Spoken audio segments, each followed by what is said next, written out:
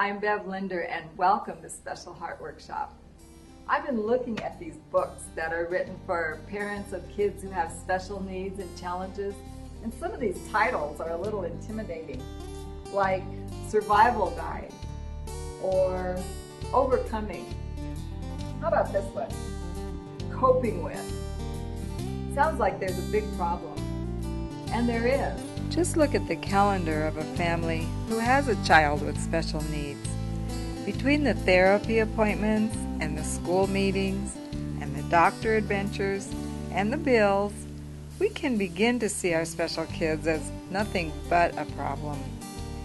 My husband and I know very well about the problems, and we also know well about the precious persons that parents are given in these children.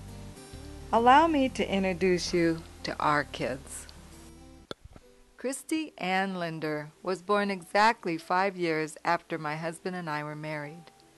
When the doctor came in to tell me about her condition before I ever saw her, I expected to see some sort of monster by the way he described her. But she was beautiful.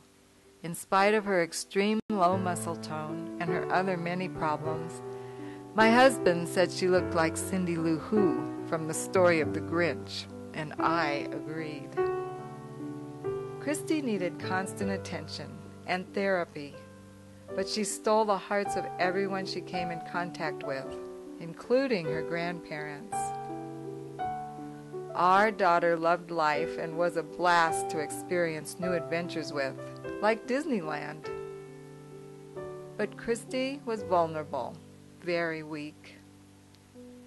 Shortly after her 3rd birthday, God took her home to heaven. What a treasure we had for 3 years. And in spite of all her problems, it was so evident that there was a person in there, and that our loss was heaven's gain.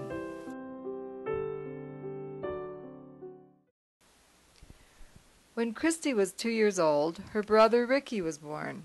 I have to tell you, when I was pregnant with Ricky, I often said, I feel like there's a bucking bronco in my stomach. And when Ricky was born, I found out why. He was a constant charge of never-ending energy. There was mischief from sun up to sundown. Ricky was a blast of sunshine, and we loved that. But sometimes we were too tired to appreciate this ray of sunshine. I suppose that if we had had Ricky diagnosed, he would have been thought of as ADHD. But guess what? Little hyperactive boys grow up, and once they slow down enough for us to catch a glimpse of them, we find ourselves thinking, wow, there was a person in there all along.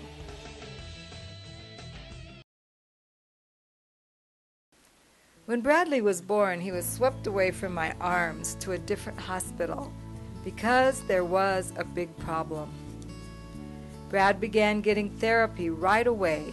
His dad and I were old pros at this. After all, we had done it all once before with Christy. Like Christy and Ricky, little Brad won our hearts.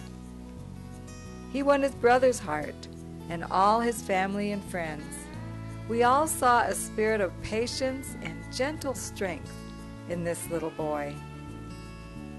This little boy who had to struggle so hard just to stay alive. Brad had 20 surgeries in his life, and no one can ever remember him uttering a word of complaint. Many of his surgeries were long distance in San Diego, so we tried to make the best of a hard situation. You can imagine with his severe limitations, schooling was hard, but he pushed through the difficulties and ended up in college. That semester in college was his last adventure before God took him home at age 18. This was Brad's birth announcement. It's a fact. Our kids, yours and ours, every single one of them, are fearfully and wonderfully made.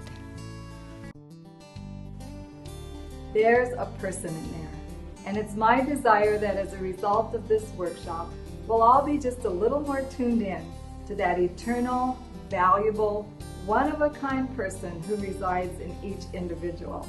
And very specifically today, we'll apply it to our children who might be struggling with various challenges. So join me now at our first session. Mike and I